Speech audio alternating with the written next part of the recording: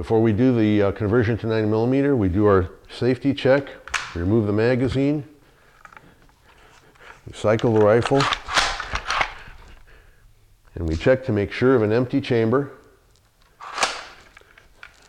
And then we're ready for the next step. Now we're starting with what the manual says. We're following their procedures. Remove first the sear mechanism. To do that, you unpin the bolt carrier stop lever. There are 2 pins here. They're captured pins. You don't have to worry about losing them. You pull them out as far as they go on the left-hand side of the rifle, and on the right hand, you won't see them anymore. Bolt carrier stop lever is up. We remove the sear mechanism. And then we proceed on to remove the recoil mechanism, which is courtesy of the pin that holds the butt plate in place. We'll go ahead and pull that pin out. Butt plate swivels down. And then the recoil mechanism, complete with the bolt and carrier, are laid out right there. And we'll put our pins back in to make it easier for continued work on the rifle. Then we'll go ahead and take the connecting screws out, which hold the top rail in place. Those are the screws that sit right here, 1 and 2. Those 2 hold in the rail. So we loosen those up and remove the rail. If you have a magnetic driver, make sure you don't lose the screws. The rail will then come up at the back and then back out of its hook. That's the front rail. Now we'll take the foregrip off. As you can tell, there are 2 anchor screws that hold it in place, one on this side, the other one identical on the other side.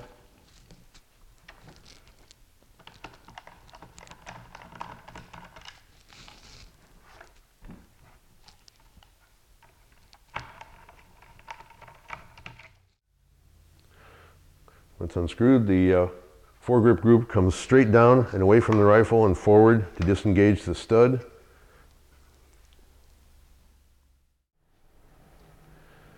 Next we'll take off the sling swivel and the sling swivel lock. The lock is easy to find. It's on the right-hand side of the rifle. And then the swivel sleeve is on this side of the rifle. In this case, you can see the sling swivel is still attached to it. You press the button in the middle of the sling swivel, right there, and then you pull the swivel off. And you can see the head of the bolt in the recess. We work on the other side. Take a small tool while you're removing the swivel lock to hold the head of the bolt in its recess while you're spinning the nut off to keep the head from spinning as well. Take a small tool and press the retaining pin up and out of its recess. Set it to the side so it doesn't get lost. It's very small. We don't want to lose it. And then you use a small tool. In my case, I'm using a bit. It's much easier to set it in the recess on the far side while we're spinning the nut off. That way the head of the retaining screw sits in its recess and it doesn't spin while you're trying to remove the nut. And it isn't impossible that way. We remove the sling swivel lock nut from the retaining screw. We use our 3mm punch, drive out the screw, and then back to the other side. The swivel sleeve is most easily removed by using the sling swivel itself. We reinsert it there and it pops right out. And taking off the cocking group, you have to flare out the walls of the body walls of the rifle. The part will slide forward a little bit. You flare the body walls first on one side and the other. Doesn't matter which way you start. Then you slide the cocking handle back a little bit, tilt the cocking group up, and it will come right off to the front. Now we'll unlatch the barrel. There are 2 points to be very concerned about with removing the barrel. The lock, of course, which is where the wrench fits, but before we get to that lock, we have to get to the locking plate on the opposite side.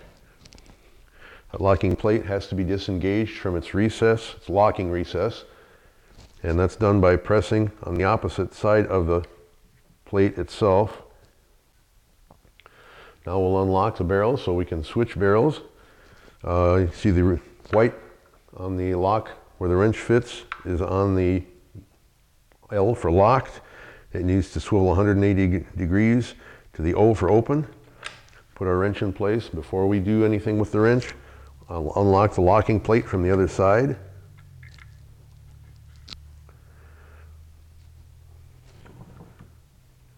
And now you can see that the white is forward to the O for open, and the barrel is loose, and we can withdraw it to the front. With the barrel lock unlocked, you can now pull the barrel straight forward and out of the rifle. And there we have it. You're ready to put in your 9mm barrel.